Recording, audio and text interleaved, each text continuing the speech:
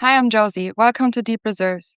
This channel is about an invisible system that holds our world together: water, food, industry, and energy. Water is the resource our security quietly relies on, and here we go beneath the surface and ask questions among politics: who decides who gets it? When we think about water, we think of the rain, of rivers, or of the sea. But that's only the visible part. Almost all of the Earth's liquid fresh water, the water that isn't frozen, sits deep in the ground in what we call aquifers. It's the source of roughly a quarter of all the water we use. This water is our buffer. When the water fails, when a drought comes, we pump.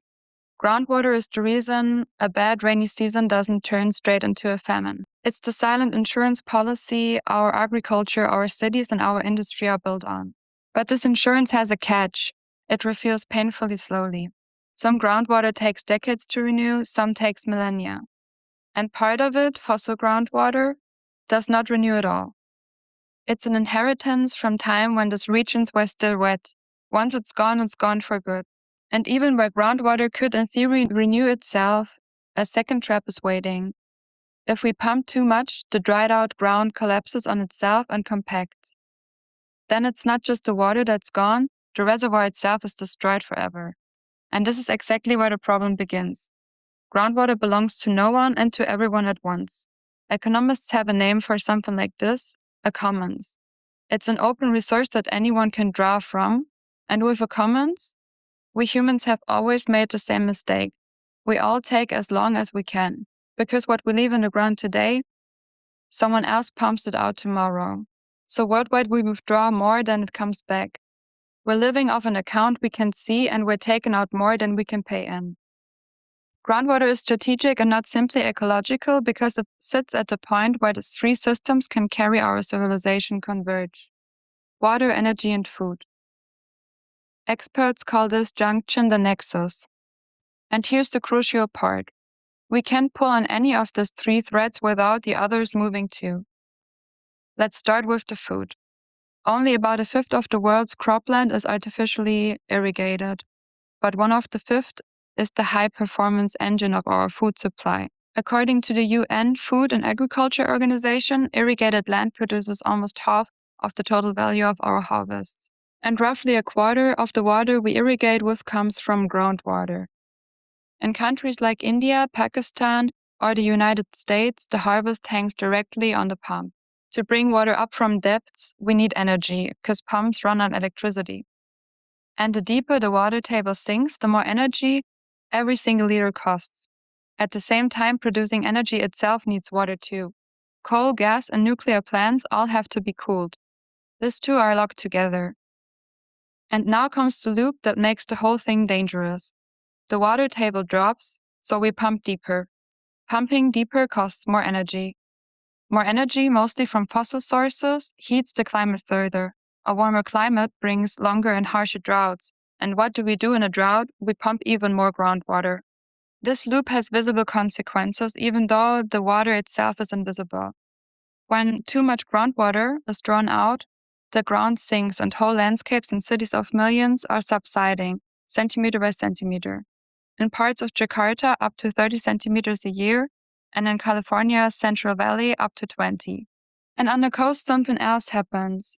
As the freshwater level falls, saltwater from the sea pushes in and ruins the groundwater for good. These aren't future scenarios, this has happened today already. And because groundwater carries these three systems, it long ago stopped being an environmental issue.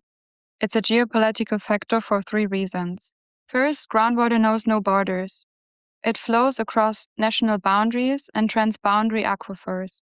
Worldwide, hundreds of them have been mapped. And here's the real gap.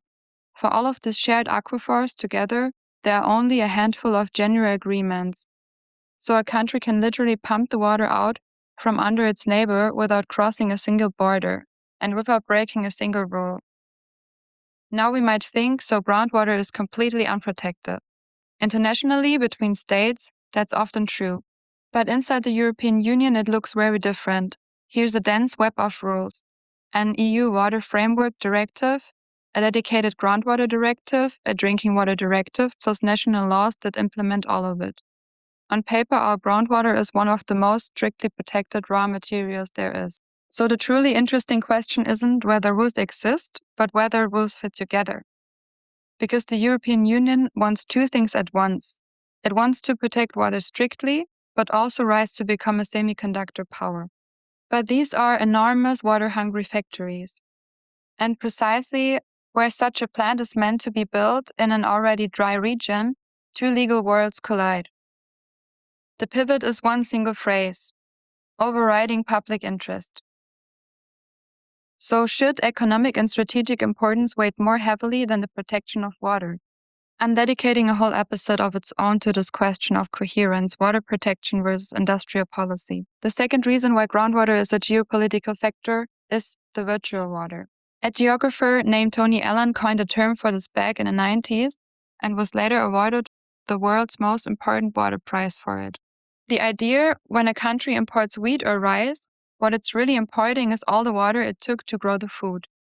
Water-poor states, in the Gulf for instance, buy their food abroad to spare their own groundwater. They simply outsource their water stress.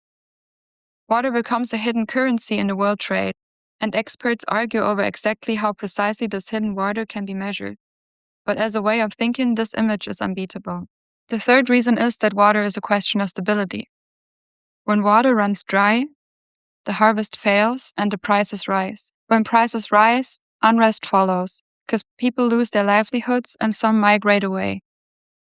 Security experts, therefore, call water stress a threat multiplier. It rarely triggers conflicts on its own, but it amplifies almost every other crisis. And yet, here's the good news that's rarely told. Historically, shared water leads to cooperation more often than to war. Water can divide, but also it forces states again and again to sit down at the same table. Whether groundwater becomes a weapon or a bridge is not a question of nature, it's a purely political decision. And there's the modern twist that might surprise us. Even high-tech industry hangs on water. Manufacturing microchips, the foundation of our entire digital world, from AI to smartphones, requires gigantic amounts of ultra-pure water. A single large chip factory can run millions of liters a day. To be fair, much of that is threatened and returned. The amount that truly consumed is smaller than we think. The real problem is the location. Because new chip factories are often built in exactly these places where water is already rare.